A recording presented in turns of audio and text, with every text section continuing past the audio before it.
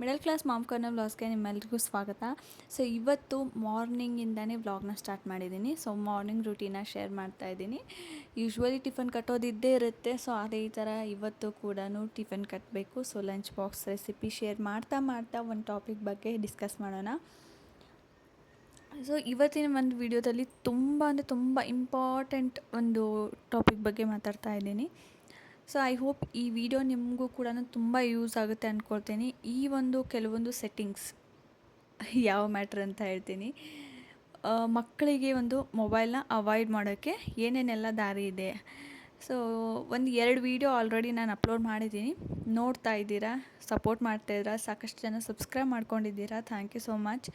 ಹಾಗೆ ಈ ವಿಡಿಯೋದಲ್ಲಿ ಸೆಟ್ಟಿಂಗ್ ಬಗ್ಗೆ ಹೇಳಬೇಕು ಅಂದ್ಕೊಂಡಿದ್ದೀನಿ. ಸೊ ನಿಮಗೆ ಗೊತ್ತಿದೆಯೋ ಇಲ್ವೋ ನನಗೆ ಗೊತ್ತಿಲ್ಲ, ನಮ್ಮ ಮೊಬೈಲ್ನಲ್ಲಿನೇ ಈ ಒಂದು ಸೆಟ್ಟಿಂಗ್ ಇರುತ್ತೆ, ಪೇರೆಂಟ್ ಕಂಟ್ರೋಲ್ ಅಂತ ಹೇಳ್ಬಿಟ್ಟು.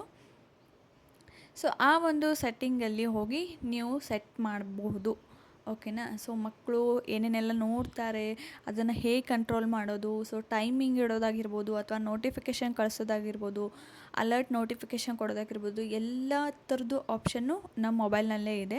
ಸೊ ಅದಕ್ಕೆ ಬೇರೆ ಯಾವುದೋ ಆ್ಯಪ್ನ ಹಾಕೋಬೇಕು ಅನ್ನೋ ಅವಶ್ಯಕತೆ ಇಲ್ಲ, ನಿಮ್ಮ ಮೊಬೈಲ್ನಲ್ಲೇ ಸೆಟ್ಟಿಂಗಲ್ಲೇ ಇರುತ್ತೆ. ಸೊ ಅದ್ರ ಬಗ್ಗೆ ನಾನು ಇವತ್ತು ಈ ವಿಡಿಯೋದಲ್ಲಿ ತಿಳಿಸ್ಕೊಡ್ತೀನಿ. ಸೊ ಎಲ್ಲೂ ಕೂಡ ಸ್ಕಿಪ್ ಮಾಡಿದೆ ನೋಡಿ. ಇನ್ ಕೇಸ್ ವಿಡಿಯೋ 1% ಆದರೂ ಓಕೆ ಹೆಲ್ಪ್ ಆಗಿದೆ, ಇನ್ಫಾರ್ಮೇಷನ್ ಸಿಕ್ಕಿದೆ ಅನಿಸಿದರೆ ಲೈಕ್ ಕೊಡೋದನ್ನು ಮಾತ್ರ ಮರಿಬೇಡಿ. ಹಾಗೆ ಚಾನಲ್ನ ಸಬ್ಸ್ಕ್ರೈಬ್ ಮಾಡ್ಕೊಳ್ಳಿ. ಇದೇ ಥರ ಒಳ್ಳೆ ವಿಷಯಗಳ ಬಗ್ಗೆ ನನ್ನ ಒಂದು ಚಾನಲಲ್ಲಿ ನೀವು ತಿಳ್ಕೊತೀರಾ. ಇವತ್ತು ಲಂಚ್ ಬಾಕ್ಸ್ಗೆ ಚಪಾತಿ, ರೈಸ್ ಆ್ಯಂಡು ಹೀರೆಕಾಯಿ ಪಲ್ಯ, ಸೊ ಇಷ್ಟನ್ನು ಮಾಡ್ತಾಯಿದ್ದೀನಿ. ಸೊ ವಿಡಿಯೋನ ಸ್ಟಾರ್ಟ್ ಮಾಡ್ತೀನಿ. ಲಂಚ್ ಬಾಕ್ಸ್ ಪ್ರಿಪೇರ್ ಮಾಡ್ತಾ ಅದ್ರ ಬಗ್ಗೆ ಮಾತಾಡೋಣ. ಸೊ ಮಕ್ಕಳಿಗೆ ಮೊಬೈಲ್ ಅವಾಯ್ಡ್ ಮಾಡೋದು ಅಂದರೆ, ಇನ್ನೂ ಸಣ್ಣ ಮಕ್ಕಳಿದ್ದಾರೆ, ಇವಾಗ 2 ವರ್ಷ, 1.5 ವರ್ಷ, 3 ವರ್ಷ ಈ ಥರ ಇದ್ದಾರೆ ಅಂದರೆ ಆ ಮಕ್ಕಳಿಗೆ ನಾವು ಹೇಗಾದರೂ ಮಾಡಿ ಕಂಟ್ರೋಲ್ ಮಾಡ್ಬೋದು. ಒಂದು ಸ್ವಲ್ಪ ಏನಾದರೂ ಅಂಜಿಸಿ ಮಾಡ್ಬೋದು, ಇಲ್ಲ ಅಂದರೆ ಅವ್ರಿಗೆ ತಿಳಿಸಿ ಹೇಳಿ ಮಾಡ್ಬೋದು. ಸೊ ಈ ಥರ ಅವ್ರಿಗೆ ತಿಳುವಳಿಕೆ ಹೇಳಿ, ಅಂದರೆ ಈ ಮೊಬೈಲಲ್ಲಿ ಏನೂ ಇರೋದಿಲ್ಲ, ನಾನು ಕೆಲಸ ಮಾಡ್ತಾಯಿರ್ತೀನಿ ಅದಕ್ಕೆ ಯೂಸ್ ಮಾಡ್ತೀನಿ, ಸೊ ಸಣ್ಣ ಮಕ್ಕಳು ಮೊಬೈಲ್ ಮುಟ್ಟಬಾರ್ದು, ಈ ಥರ ಒಂದು ಸ್ವಲ್ಪ ಅವರಿಗೆ ಹೇಳಿ ಬಿಡಿಸ್ಬೋದು ಈಸಿಯಾಗಿ. ಬಟ್ ದೊಡ್ಡ ಮಕ್ಕಳಿಗೆ ಆಲ್ರೆಡಿ ಅವ್ರಿಗೆ ಎಲ್ಲ ಗೊತ್ತಾಗಿದೆ, ಡಾಟಾ ಯಾವುದು, ವೈಫೈ ಯಾವುದು, ಆ್ಯಪ್ ಹೇಗೆ ಡೌನ್ಲೋಡ್ ಮಾಡ್ಕೊಳ್ಳೋದು, ಸೊ ಅದರಲ್ಲಿ ಏನೇನೆಲ್ಲ ಬರುತ್ತೆ, ಅದನ್ನೆಲ್ಲ ಕೂಡ ಆಲ್ರೆಡಿ ಗೊತ್ತಿದೆ, ತಿಳ್ಕೊಂಡಿದ್ದಾರೆ ಮಕ್ಕಳು. ಅಂದರೆ ಅಂಥ ಮಕ್ಕಳಿಗೆ ಸ್ವಲ್ಪ ಕಂಟ್ರೋಲ್ ಮಾಡೋದು ಕಷ್ಟನೇ ಅಂತಲೇ ಹೇಳ್ಬೋದು. ಆ್ಯಂಡ್ ಅದ್ರ ಬದಲಿಗೆ ಅವ್ರಿಗೆ ಎಂಗೇಜ್ ಮಾಡಬೇಕು. ಸೊ ನಾವು ಅವ್ರಿಗೆ ಏನಾದರೂ ಒಂದು ಹೊಸ ಟಾಯ್ ಕೊಡಿಸೋದಾಗಿರ್ಬೋದು. ಟಾಯ್ನೂ ಒಂದು 5 ಡೇಸ್ ಆಡ್ತಾರೆ, 1 ವೀಕ್ ಆಡ್ತಾರೆ, ಬಟ್ ಅದಾದಮೇಲೆ ಅವ್ರಿಗೆ ಬೋರ್ ಆಗಿಬಿಡುತ್ತೆ. ಸೊ ಹಾಗಾಗಿ ಒಂದು ಹೊಸ ರೂಟೀನ್ನ ಅವ್ರ ಒಂದು ಲೈಫ್ ಸ್ಟೈಲಲ್ಲಿ ನಾವು ಸೆಟ್ ಮಾಡಬೇಕಾಗುತ್ತೆ. ಅಂದರೆ ಕೆಲವೊಂದು ಸ್ಟೋರಿ ಬುಕ್ಸ್ ಆಗಿರ್ಬೋದು, ಅಥವಾ ಪಝಲ್ಸ್ ಓಡಿಸೋದಾಗಿರ್ಬೋದು, ಆ ಥರ ಬುಕ್ಸ್ಗಳು ಸಿಗುತ್ತೆ ಸಿಕ್ಕಾಪಟ್ಟೆ. ಸೊ ನಾನು ಸಿಕ್ಕರೆ ಅಮೆಝಾನಲ್ಲಿ ಲಿಂಕ್ ಹಾಕಿರ್ತೀನಿ ಡಿಸ್ಕ್ರಿಪ್ಷನಲ್ಲಿ. ಅಂದರೆ ಸಣ್ಣ ಮಕ್ಕಳಿಗೆ, ಅಂದರೆ 2ರಿಂದ 4 ವರ್ಷ ಈ ಥರದ ಮಕ್ಕಳಿಗೆ ಸ್ಟೋರಿ ಬುಕ್ಕುಗಳು ಯಾವ ಥರ ಅಂದರೆ, ಪಿಕ್ಚರ್ ದೊಡ್ಡದಿರುತ್ತೆ, ಆ ಸ್ಟೋರಿ ಏನಿದೆ ಅಲ್ವಾ, ಸ್ಟೋರಿ ರಿಲೇಟೆಡ್ ಆಗಿ ಪಿಕ್ಚರು ದೊಡ್ಡದಾಗಿರುತ್ತೆ, ಆ ಚಿತ್ರ ನೋಡಿ ಅವ್ರಿಗೆ ಖುಷಿ ಆಗುತ್ತೆ. ಆಮೇಲೆ ಒಂದು ಕ್ಯೂರಿಯಾಸಿಟಿ ಬರುತ್ತೆ, ತಿಳ್ಕೊಬೇಕು ಅನ್ನೋ ಒಂದು ಕ್ಯೂರಿಯಾಸಿಟಿ ಇರುತ್ತೆ. ಸೊ ಹಾಗಾಗಿ ಆ ಥರ ಸ್ಟೋರಿ ಬುಕ್ಗಳನ್ನ ಮಕ್ಕಳಿಗೆ ಕೊಡೋದ್ರಿಂದ, ಅಂದರೆ ರಾತ್ರಿ ಮಲ್ಕೊಳ್ಳುವಾಗ 1 ಅವರ್ ಅದನ್ನು ಹೇಳ್ತಾ ಅವ್ರಿಗೆ ತೋರಿಸೋದ್ರಿಂದ ಅವ್ರಿಗೆ ಅದರಲ್ಲಿ ಇಂಟ್ರೆಸ್ಟ್ ಬರುತ್ತೆ ಬುಕ್ಕಲ್ಲಿ. ಸೊ ನಿಮಗೆ ಒಂದು 150 ಅರೌಂಡ್ 100 to 150 ಒಳಗಡೆ ನಿಮಗೆ ಸೆಟ್ ಆಫ್ 5 ಬುಕ್ಸ್ ಬರುತ್ತೆ.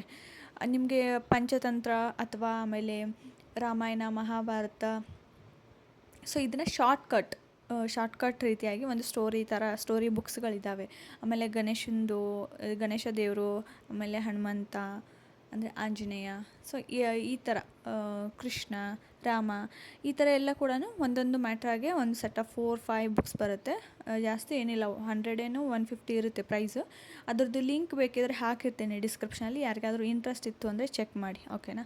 ಸೊ ಈ ಥರ ಸ್ಟೋರಿ ಬುಕ್ಸ್ಗಳನ್ನ ಕೊಡೋದ್ರಿಂದ ಅವ್ರಿಗೆ ಇಂಟ್ರೆಸ್ಟ್ ಬರುತ್ತೆ. ಇವರಿಗೆ ಹೆಂಗಂದರೆ, ಇವಾಗ ನಾವು ಫೋನಲ್ಲಿ ಏನೇ ನೋಡಿದ್ರು, ಫೋನಲ್ಲಿ ಯಾಕೆ ಅವರು ಅಷ್ಟೊಂದು ಇಂಟ್ರೆಸ್ಟ್ ಕೊಟ್ಟು ಅಟ್ರಾಕ್ಟಿವ್ ಆಗಿ ನೋಡ್ತಾರೆ ಅಂದರೆ, ಅದು ಆ ಥರ ಇರುತ್ತೆ. ಸ್ಟೋರಿ ಆಗಿರ್ಬೋದು, ಏನೋ ಒಂದು ಪಿಕ್ಚರ್ ಆಗಿರ್ಬೋದು, ಅವ್ರಿಗೆ ಕಲರ್ ಆಗಿ ಕಾಣಿಸುತ್ತೆ. ಹಾಗಾಗಿ ಅವ್ರಿಗೆ ನೋಡೋಕ್ಕೆ ಇಂಟ್ರೆಸ್ಟ್ ಬರುತ್ತೆ, ಅಟ್ರಾಕ್ಟ್ ಆಗ್ತಾರಲ್ವ. ಸೊ ಅದೇ ಥರ ನಾವು ಹೊರಗಡೆಯಿಂದ ಏನಾದರೂ ಅವರ ಒಂದು ಮೈಂಡ್ ಡೈವರ್ಟ್ ಮಾಡೋದಕ್ಕೆ ಅದೇ ಥರ ಅಟ್ರಾಕ್ಟಿವ್ ಆಗಿರೋದು ಏನಾದರೂ ಕೊಟ್ಟಾಗ ಅವರು ಸ್ಲೋಲಿ ನೆನಪು ಬರ್ತಾರೆ. ಒಂದೇ ಸರ್ತಿ ಇವಾಗ ಆಲ್ರೆಡಿ ಅಡಿಕ್ಟ್ ಆಗಿದ್ದಾರೆ ಅಂದರೆ ಒಂದೇ ಸರ್ತಿ ಬಿಡೋಕ್ಕಾಗಲ್ಲ. ಸೊ ಸ್ಲೋಲಿ ನೀವು ಚೇಂಜಸ್ ಮಾಡಬೇಕಾಗುತ್ತೆ. ಓಕೆ, ಅದನ್ನು ಒಂದು ಥರ ಆದರೆ ಇನ್ನೊಂದು ಸ್ಟೆಪ್ ಏನಂದರೆ ನೋಟಿಫಿಕೇಷನ್ನ ಸೆಟ್ ಮಾಡೋದು, ಅಲರ್ಟ್ ಸೆಟ್ ಮಾಡೋದು. ಸೊ ಇದನ್ನು ಯಾವ ಥರ ಅಂದರೆ ಸೆಟ್ಟಿಂಗಲ್ಲಿ ಈ ಒಂದು ಆಪ್ಷನ್ ಇರುತ್ತೆ, ಅದರಲ್ಲೇ ನೀವು ಹೋಗಿಬಿಟ್ಟು ಸೆಟ್ ಮಾಡ್ಬೋದು.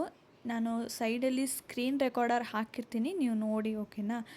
ಸೊ ಈ ಒಂದು ಆ್ಯಪಲ್ಲಿ ಸೆಟ್ಟಿಂಗಲ್ಲಿ ಹೋಗಿಬಿಟ್ಟು ಅಲ್ಲಿ ನಿಮಗೆ ಪೇರೆಂಟಿಂಗ್ ಕಂಟ್ರೋಲರ್ ಅಂತ ಹೇಳ್ಬಿಟ್ಟು ಒಂದು ಆಪ್ಷನ್ ಇರುತ್ತೆ, ಎಲ್ಲರ ಮೊಬೈಲಲ್ಲೂ ಇರುತ್ತೆ ಇದು. ಸೊ ಅದನ್ನು ಓಪನ್ ಮಾಡ್ಕೊಳ್ಳಿ. ಓಪನ್ ಮಾಡ್ಕೊಂಡಾದಮೇಲೆ ಅಲ್ಲಿ ನಿಮಗೆ ಏನು ತೋರಿಸುತ್ತೆ ಅಂದರೆ ಎಲ್ಲ ಆ್ಯಪ್ಗಳದ್ದು ನೋಟಿಫಿಕೇಷನ್ನು ನಾವು ಸೆಟ್ ಮಾಡ್ಕೋಬೋದು. ಆ್ಯಂಡ್ ಮಕ್ಕಳು ಏನು ನೋಡ್ತಾ ಇದ್ದಾರೆ, ನಾವು ಇವಾಗ ಮಕ್ಕಳಿಗೆ ಮೊಬೈಲ್ ಕೊಟ್ಟು ಸುಮ್ಮನೆ ಬಿಟ್ಬಿಡ್ತೀವಿ, ಅವ್ರು ಏನು ನೋಡ್ತಾ ಇದ್ದಾರೆ ನಮಗೆ ಗೊತ್ತಾಗೋದಿಲ್ಲ. ಒಂದು ನೀವು ಪ್ಲೇ ಲಿಸ್ಟ್ ಮಾಡಿಕೊಟ್ರೆ ಬೆಸ್ಟ್ ಆಪ್ಷನ್ ಅಂತ ಹೇಳ್ತೀನಿ. ಹಿಂದಿನ ಒಂದು ವೀಡಿಯೋದಲ್ಲಿ ಹೇಳಿದ್ದೀನಿ ನಾನು. ಪ್ಲೇ ಲಿಸ್ಟ್ ಹೇಗೆ ಮಾಡಬೇಕು ಅಂತ ಗೊತ್ತಿಲ್ಲ ಅಂದರೆ ಮೆಸೇಜ್ ಮಾಡಿ, ಕಮೆಂಟ್ ಮಾಡಿ, ಓಕೆನಾ. ಸೊ ನೆಕ್ಸ್ಟ್ ವೀಡಿಯೋದಲ್ಲಿ ತಿಳಿಸ್ತೀನಿ. ಸೊ ಒಂದು 4-5 ವೀಡಿಯೋ ವೆರೈಟಿಯಾಗಿ ಒಂದು ಎಲ್ಲ ಥರನೂ ಮಿಕ್ಸ್ ಆಗಿ ಪ್ಲೇ ಲಿಸ್ಟ್ ಮಾಡಿ ಕೊಟ್ಟರೆ ಅವ್ರಿಗೆ ಆ ವೀಡಿಯೋಸ್ ಅಷ್ಟೇ ಬರುತ್ತೆ ಹೊರತು ಆ ವೀಡಿಯೋಸ್ ಬಿಟ್ಟು ಬೇರೆ ವೀಡಿಯೋಸು ಅವ್ರಿಗೆ ತೋರಿಸೋದಿಲ್ಲ, ಬರೋದು ಇಲ್ಲ, ಓಕೆನಾ. ಸೊ ಈ ಥರ ಕೂಡ ಮಾಡ್ಬೋದು, ಇದು ಕೂಡ ಸೇಫ್ಟಿ. ಇನ್ನು ಅದನ್ನು ಬಿಟ್ಟರೆ ನೀವು ಈ ಒಂದು ಕಂಟ್ರೋಲರ್ ಸೆಟ್ಟಿಂಗ್ನ ನೀವು ಯೂಸ್ ಮಾಡ್ಕೋಬೋದು. ಇದರಿಂದ ಏನಾಗುತ್ತೆ ಅಂದರೆ ನೀವು ಎಷ್ಟು ಗಂಟೆ ನೀವು ಸೆಟ್ ಮಾಡಿರ್ತೀರ ಅಷ್ಟು ಗಂಟೆ ಆದಮೇಲೆ ಆ ಆ್ಯಪು ಓಪನ್ನೇ ಆಗೋದಿಲ್ಲ, ಲಾಕ್ ಆಗಿಬಿಡುತ್ತೆ. ಸೊ ಈ ಥರ ನೀವು ಲಾಕ್ ಸಿಸ್ಟಮ್ನ ಮಾಡ್ಕೋಬೋದು. ಇನ್ನೊಂದು ಏನು ಹೆಲ್ಪ್ ಆಗುತ್ತೆ ಅಂದರೆ ಮಗು ಯಾವ ಆ್ಯಪ್ನ ಯೂಸ್ ಮಾಡ್ತಾಯಿದೆ ಅದರಿಂದ, ಅಂದರೆ ಎಷ್ಟು ಟೈಮು ಆ ಆ್ಯಪ್ನ ಯೂಸ್ ಮಾಡಿದ್ದಾರೆ, ಎಷ್ಟು ದಿನ ಯೂಸ್ ಮಾಡಿದ್ದಾರೆ, ಸೊ ಅದರಲ್ಲಿ ಎಷ್ಟು ಎಂಗೇಜ್ ಆಗಿದ್ದಾರೆ, ನೋಟಿಫಿಕೇಷನ್ ಏನು ಬಂದಿದೆ, ಯಾವ ಥರ ವೀಡಿಯೋಸ್ ಶೋ ಆಗ್ತಾಯಿದೆ, ಸೊ ಇದೆಲ್ಲ ಕೂಡ ನೀವು ಈ ಒಂದು ಆ್ಯಪಲ್ಲಿ ನೋಡ್ಬೋದು. ಸೊ ಈ ಒಂದು ಸೆಟ್ಟಿಂಗಲ್ಲಿ ಇಲ್ಲಿ ನೀವು ಸೆಟ್ ಮಾಡ್ಕೋಬೋದು, ಓಕೆನಾ. ಸೊ ಇನ್ನೊಂದು ಏನಪ್ಪ ಅಂದರೆ ಪೇರೆಂಟಿಂಗ್ ಕಂಟ್ರೋಲ್ ಅಂತ ಹೇಳಿದೆ ಅಲ್ವಾ, ಮಗುಗೆ ಒಂದು ಫೋನ್ ಕೊಟ್ಬಿಟ್ಟು ಇನ್ನೊಂದು ಫೋನಲ್ಲಿ ನೀವು ಕನೆಕ್ಟ್ ಮಾಡಿಕೊಂಡ್ರೆ ಈ ಮಗು ಫೋನಲ್ಲಿ ಏನು ನೋಡ್ತಾ ಇದೆ ನಿಮ್ಮ ಒಂದು ಫೋನಲ್ಲಿ ಅದೆಲ್ಲ ಕೂಡ ಗೊತ್ತಾಗುತ್ತೆ. ಆ್ಯಂಡ್ ಆಟೋಮೆಟಿಕಲಿ ನೀವು ಲಾಕ್ ಕೂಡ ಮಾಡ್ಬೋದು. ಆವಾಗಲೇ ನಿಮ್ಮ ಫೋನಲ್ಲಿ ಲಾಕ್ ಆದರೂ ಕೂಡ ಇಲ್ಲಿ ಅವ್ರ ಫೋನಲ್ಲಿ ಕೂಡ ಲಾಕ್ ಆಗುತ್ತೆ. ಸೊ ಈ ಥರ ನೀವು ಕಂಟ್ರೋಲರ್ನ ಸಿಸ್ಟಮ್ನ ಯೂಸ್ ಮಾಡ್ಕೋಬೋದು.